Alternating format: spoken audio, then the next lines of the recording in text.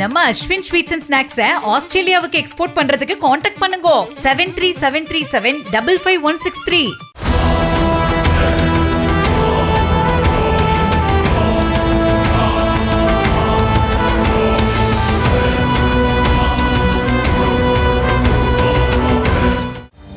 டாஸ்மாக் முறைகேடு தொடர்பாக மாநிலம் முழுவதும் 41 இடங்களில் லஞ்ச ஒழிப்புத்துறை அதிரடி சோதனை நடத்தி முன்னாள் அமைச்சர் செந்தில் பாலாஜி, முன்னாள் டாஸ்மாக் மேலாண்மை இயக்குனர் விசாகன் IAS, முன்னாள் மூத்த மண்டல மேலாளர்கள் ராமதுரை முருகன், பன்னீர்செல்வம், முன்னாள் தனி உதவியாளர் பாஸ்கர், ரதேஷ்ராஜ் சண்முகவேல், கார்த்திக் உள்ளிட்ட 7 பேர் மீது வழக்கு பதிவு செய்துள்ளது.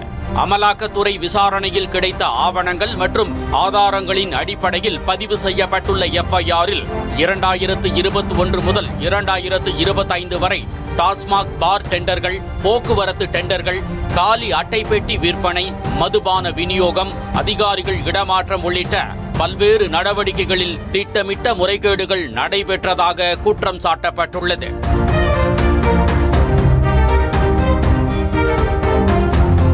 FIR-இன் படி 857 டாஸ்மாக் பார்களுக்கான டெண்டரில் விதிமுறைகளை மீறி குறிப்பிட்ட நபர்களுக்கு மட்டுமே ஒப்பந்தங்கள் வழங்கப்பட்டதுடன் மூடப்பட்டதாக கூறப்பட்ட 284 பார்கள் உரிமம் புதுப்பிக்கப்படாமலேயே தொடர்ந்து இயங்க அனுமதிக்கப்பட்டதால் கோவை, நீலகிரி உள்ளிட்ட மாவட்டங்களில் மட்டும் சுமார் 32 கோடி ரூபாய் அரசுக்கு வருவாய் இழப்பு ஏற்பட்டதாக தெரிவிக்கப்பட்டுள்ளது. மேலும் போக்குவரத்து டெண்டர்களில் டிமாண்ட் டிராப்டுகள் தவறாக பயன்படுத்தப்பட்டு சில நிறுவனங்களுக்கு முறைகேடாக ஒப்பந்தங்கள் வழங்கப்பட்டதாகவும், கரூர் கும்பல் என குறிப்பிடப்பட்ட குழு பார் உரிமையாளர்களிடம் கட்சி நிதி என்ற பெயரில் பணம் வசூலித்து அதிகாரிகள் மீது செல்வாக்கு செலுத்தியதாகவும் FIR-இல் கூறப்பட்டுள்ளது.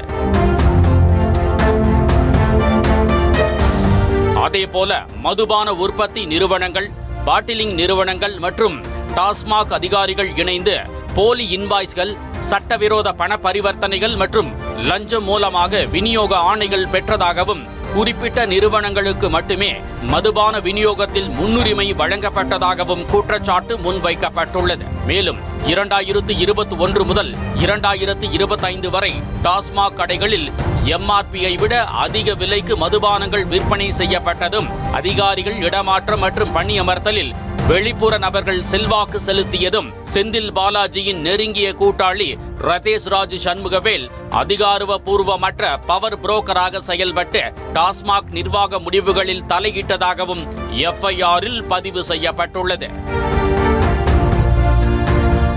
மேலும் கரூர் மற்றும் சுற்றுவட்டார அரசியல் செல்வாக்கு கொண்ட குழுவினர் பார் உரிமையாளர்களை மிரட்டி பணம் வசூலித்ததும், போலி ஆவணங்கள், நம்பிக்கை மோசடி, கையாடல், டெண்டர் முறைகேடுகள் மூலம் அரசுக்கு பெருமளவில் நிதி இழப்பு ஏற்படுத்தியதாகவும் குற்றச்சாட்டுகள் உள்ளன.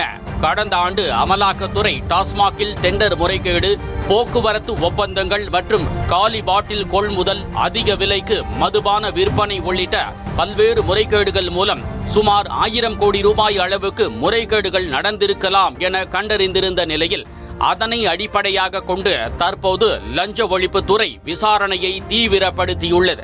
இந்த வழக்கில் அரசு ஊழியர்கள், தனியார் நிறுவனங்கள், மதுபான உற்பத்தியாளர்கள், போக்குவரத்து நிறுவனங்கள் மற்றும் அடையாளம் தெரியாத பலர் மீதும் வழக்கு பதிவு செய்யப்பட்டுள்ள நிலையில் வரும் நாட்களில் மேலும் பல முக்கிய தகவல்கள் வெளியாகும் என எதிர்பார்க்கப்படுகிறது. தாவேக MLA-க்களை விலைக்கு வாங்க குதிரை பேரம் நடந்த விவகாரம் தொடர்பாக முன்னாள் அமைச்சர் செந்தில் பாலாஜி, அவரது சகோதரர் உள்ளிட்டோர் ஏற்கனவே விசாரணை வளையத்திற்குள் இருக்கும் நிலையில் தற்போது டாஸ்மாக் முறைகேடு தொடர்பாக லஞ்ச ஒழிப்புத்துறை வழக்கு பதிவு செய்திருப்பது செந்தில் பாலாஜிக்கு மேலும் நெருக்கடியை ஏற்படுத்தியுள்ளது. நம்ம அஸ்வின் ஸ்வீட்ஸ் அண்ட் ஸ்நாக்ஸை ஆஸ்திரேலியாவுக்கு எக்ஸ்போர்ட் பண்றதுக்கு காண்டாக்ட் பண்ணுங்க 7373755163.